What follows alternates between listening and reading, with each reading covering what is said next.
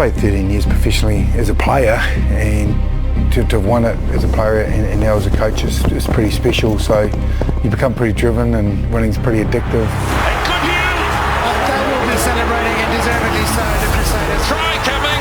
Oh, too good. Crusaders win a ninth title. Cody Taylor. Magnificent scenes here. Crusaders, fourth in a row. Chasers. Will Jordan. They've done it again. Oh, Seven Reese. Oh!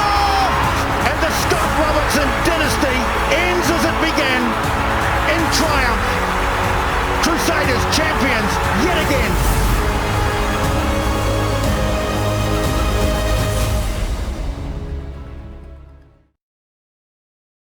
Alright, kia ora, tēnā koutou, no mai, hoki mai, and welcome back to the channel here. I'm the Hotstop Kid. If you just joined, welcome. If you've been following the series, welcome back. Glad to have you join me here as always. And as always, thank you to those over on Patreon supporting the videos, as well as those who have donated towards the channel, and those who have recently subscribed to the YouTube channel. So I appreciate it. Appreciate the support. We've got a few new subscribers in the last couple of weeks as well. So it's very good to see. I appreciate it. I hope you guys have been keeping well. But here we go. We are in 2024. It's a new season and a new year. So it's exciting times ahead for the channel. And we're already down 3 weeks. Only one more week to go until we kick off Super Rugby season. And just on the back of a successful 2023 Rugby World Cup campaign as well. If you guys haven't gone through the Rugby World Cup, the video is all available there, full games all uploaded, and you can go check them out as well. But there's a lot of things to unpack and discuss on this one.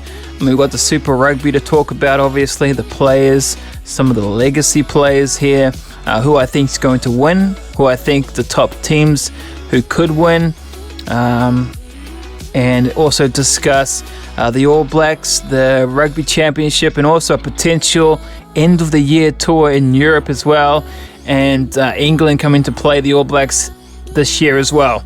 So it's exciting stuff. I hope you guys stick around for this one. It should be good. And also, just before we get started, I just wanted to also point out that the rename of the segment, I usually call it Let's Talk. I'm going to rename it The Offload, the official name. Hopefully no other channel has that name or that sort of segment for the title of for their channel. Otherwise I might have to rename the segment again, but that's it, the Offload. And so let's get into it. First question for the video though, for the evening, is what did you get up to in your time away? And my official time, when I announced that I was going to take some time away from the videos and I posted that video, it was the next day I started working on the video thumbnails for the up and coming Super Rugby season, because I knew they were going to take a pretty long time. It took me 4 days to finish those. There was 120 plus thumbnails that I've made individually, just because I knew it was going to take a long time and I didn't want to do that while I was recording and then editing through the videos. I just wanted to get the thumbnails out of the way. And so they're done. I'm not talking about the preseason thumbnails. Those were pretty quickly made, as you guys can probably tell. But yeah, just working on some of that stuff. Other things I was doing, like the music ideas that they have for the videos, for the background of the games. Like for the Super Rugby, it's more like an inspirational battle, warfare, sort of marching music that I'm sort of looking for. I haven't quite nailed the Super Rugby music, so I'm still working on that. So I still have a whole week to sort of figure all that out. And just things like that, working on sounds, the microphone levels, the game sounds, what I want and what I think is good, my mic levels, the game levels, the music levels, everything to sort of think about. So haven't quite nailed it, but it's a work in progress. So hopefully it turns out good as we get going with the games. One other thing though as well that I want to mention is, if you don't see me post videos, it's more than likely we've finished the series and we've come off and I'm actually gone into a break. But I do keep people updated in the community section as well. there's a community section that you normally get a notification if you got your notifications on for the bell. People usually get alerted, and your updates and messages and posts and things like that, you'll get to see. So make sure your notifications are switched on if you want to keep up with your favorite series and things like that. Alright, moving along in the segment though, the next question, pretty important question as well, with Super Rugby just around the corner. Who is going to win Super Rugby this year? And has one person comments as well, Wolf Gamer. He says he wants the Chiefs to win. And, well, that's not a bad statement there. You got Brodie Retallick, who's back with the Chiefs this year. He resigns. Sam Cane also rejoins the Chiefs as well. You got Damian McKenzie at the number 10 jersey. Brad Weber comes back as well. So you got your legacy players for the Chiefs, as well as an awesome backline. You got Nanai Saturo there as well. Quinn Tupaia. Got some really good players there. Cortez Ratima is there as well, number 9. So really solid teams here across the board. In fact, all the New Zealand franchises have some pretty solid teams. When we go up north there, Auckland Blues, Ofa Tonga Fasi, Akira Ioane, Dalton Papali'i, Bowden Barrett there. He stays in the 10 jersey. Well, he stays with the Blues. He doesn't go overseas. But I know we saw a lot of Stephen Perofeta there in the preseason for Auckland. I don't know how that's going to work if you got Bowden there, or you want to play Stephen at the 10 and play Bowden at the 15. We'll soon find out how those mixes are made. But it's looking pretty good there with Bowden there. Caleb Clark obviously there, had an awesome preseason, breaking down the sideline, looking like himself at his best. Rieko Ioane, we haven't seen too much of him obviously in the black jersey, but because we're here in the Super Rugby for the very first time, we get to see a lot of these players and how they play. So yeah, you sort of got a feel for Rieko. We haven't seen too much of him represent the All Blacks in the last couple of years. And then you've got Braden Eno, who's been playing exceptional on the outside there, as well as Levi O'Moore, who had a chance in the black jersey last year as well. So Rieko hasn't quite had his opportunity there, but it'll be interesting to see what he does in Super Rugby this year. And one thing that I want you guys to do when you're watching a series and you're watching Super Rugby play through, I want you to have a look at some of the players as well and really analyze them and try to see, is this guy going to be an All Black? Oh, I can't wait for this guy. He's playing really good here in Super. I can't wait to see him in the All Blacks or in the Wallabies for Australia. And so it's going to be very interesting. That's why I like being in Super Rugby, because you just get a much better idea and a much better concept of who should be in the All Black squad, why they're there, why is Levi O'Moore there over Rieko Ioane. Is Rieko Ioane playing bad? Well, now we get to see. We get to watch Rieko Ioane this year. Moving along though, down south, Wellington Hurricanes, no Dane Coles.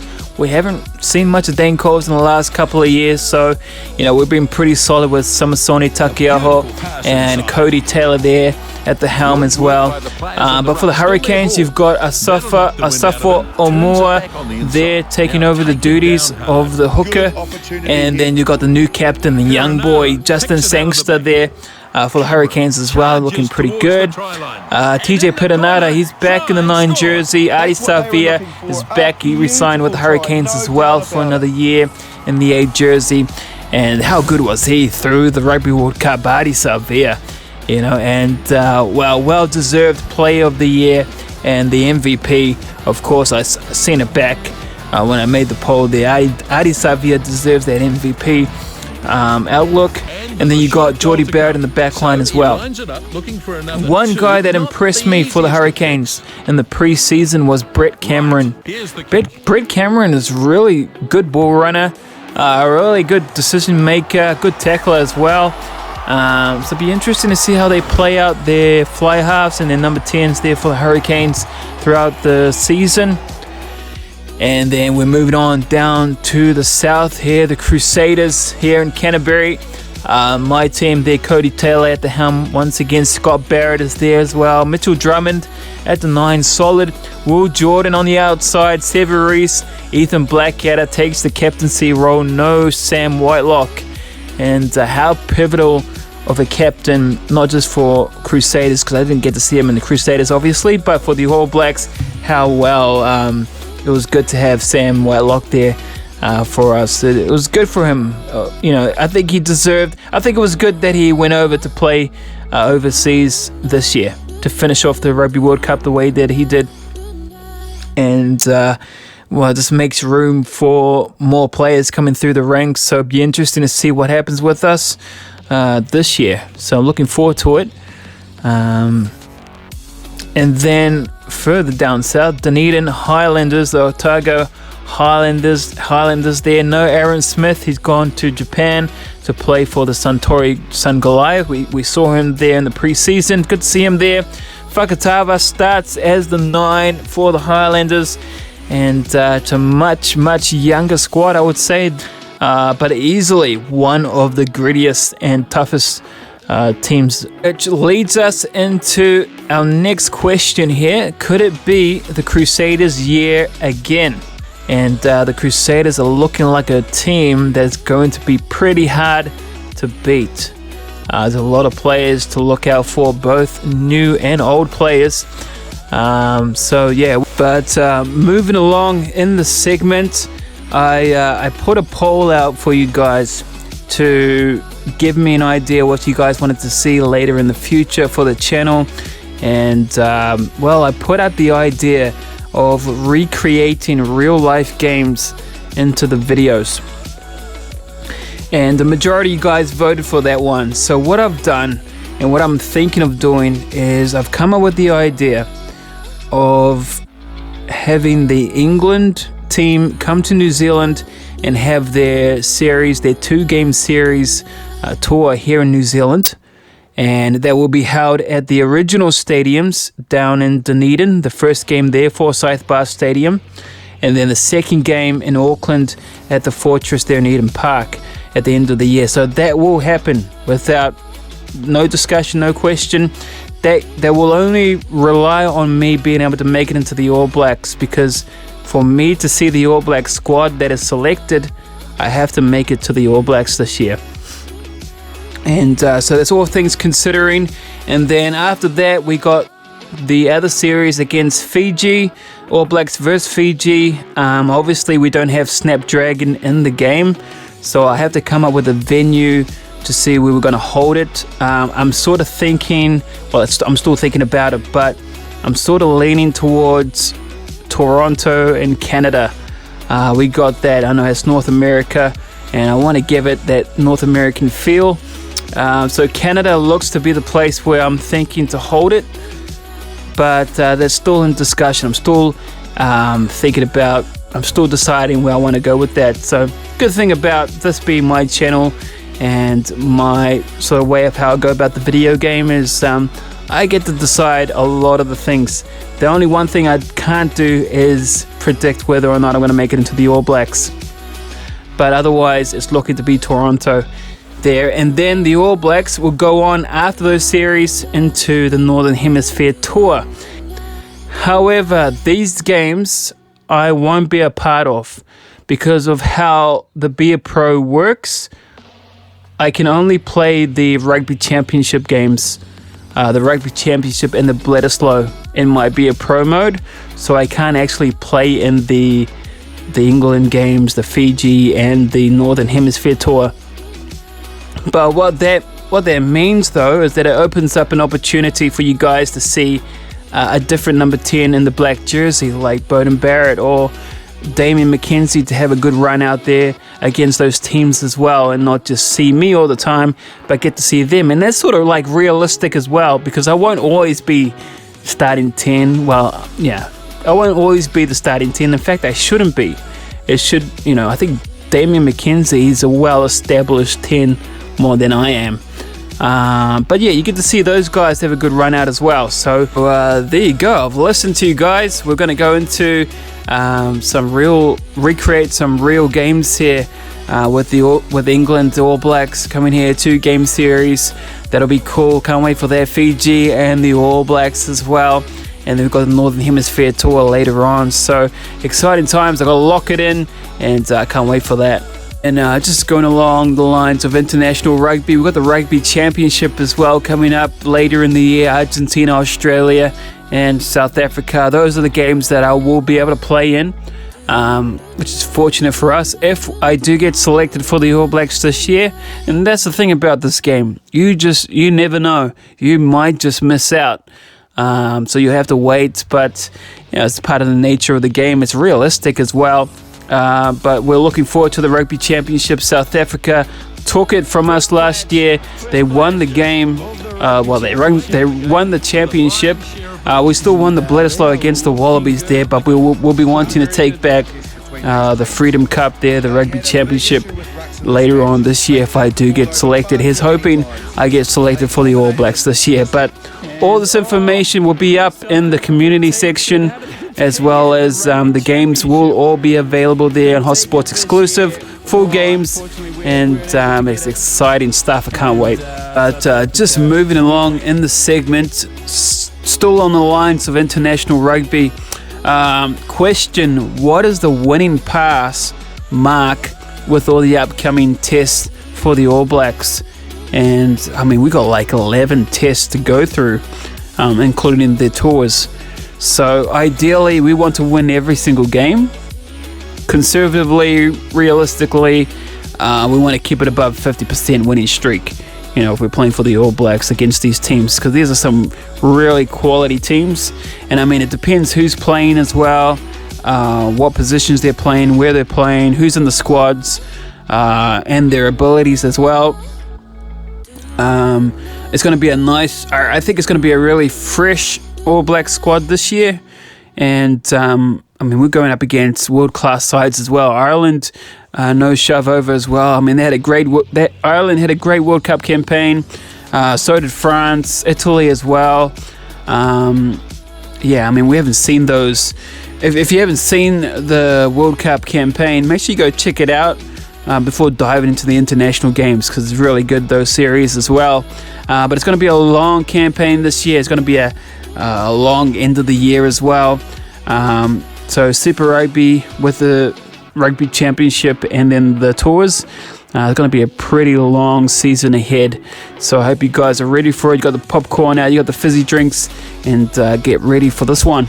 Moving along though, the next question for the segment: how significant is the loss of Sam Whitelock and Aaron Smith? And I mean, Sam Whitelock was instrumental as an All Blacks captain. I'm sure he was great there with the Crusaders as well. It was good to see him again in the Steelers, having a run around with Ben Smith there as well. But I mean, we're pretty solid.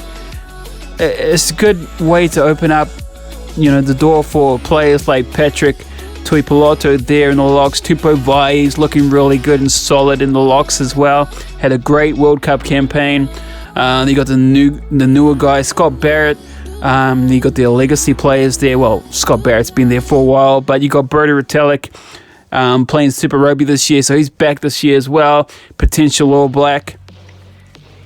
And so I think we're pretty well established in our locks going ahead for the All Blacks. And I think same thing with Aaron Smith as well. I mean, I think with the way he ended his World Cup wasn't ideal. I mean, it was at the back of getting injured there. And I think for Aaron Smith, it's sort of the same thing. We're pretty set in our halfbacks as well. I mean, it wasn't ideal how he ended his career the way that he did in the World Cup, getting injured and not being able to finish the final. But it was good to see him as well, having a run. But we just need some quick darting halfbacks. I mean, we've got TJ Perenara, who's back for the Hurricanes for another year. It's good to see him there as well. I could see him getting the starting call. We've got Fakatava, who's had a sniff of the jersey as well last year in the black jersey against the Springboks. He just needs a bit more game time. He's had some game time in the 9 jersey, and he probably just needs a bit more of that. and who else? I think of Ratima, number 9. You've got Cam Roygard from the Hurricanes there as well. So it'd be interesting to see what 9s we do have there for the All Blacks at the end of the year. Be interesting to see. That's about it. That's all I really wanted to discuss in this one. Hopefully I didn't drag it out. And for those Australian Wallaby fans, I know predominantly I do talk about the All Blacks a lot on this channel. It is a New Zealand channel, so I do apologize for that. I know if I sort of take too long of the topics of discussions and trying to add more things to it, it's going to drag out the videos a bit longer than sort of what I have in mind. So I do apologize for that. But as well as we're looking for potential All Blacks, you guys can also look out for your Aussie, your potential Wallabies in this one as well. We're going to be showcasing the Aussie teams, and so I'll look out for those videos as well. So I appreciate you guys' support. That's about it in way of all the main sort of discussions here. Just to wrap up the video now, as always, we're going to talk about some of the analytics. The top countries on the back end of the Rugby World Cup. South Africa showed up in numbers. You guys were awesome. First spot. But as of late, currently New Zealand has taken the first spot back with 24.6%, followed by South Africa 18.9%, which is still not a bad number. And then followed thirdly from the Aussies there, 9.9%. So I want to see Australia. I want to see you guys' numbers being bumped up to the double digits for sure throughout the Super Rugby season. So that's a goal. That's a goal for you guys, Aussies, to get those numbers up. And I love to see it. Thank you guys for your support. And also watching back the videos who have not subscribed yet. 88% of you guys are watching, but you haven't subscribed. If you watch back the videos more than once, if you're watching back, you're finding yourself replaying or going over some of the series, make sure you hit that subscribe button. Stick around. It supports the channel a lot, and I appreciate it. And then those who have subscribed, I do appreciate you guys. 11.6% of you guys are watching back the videos more than once, and I appreciate it. So hit the subscribe button, do all that good stuff. I appreciate it. Appreciate the support.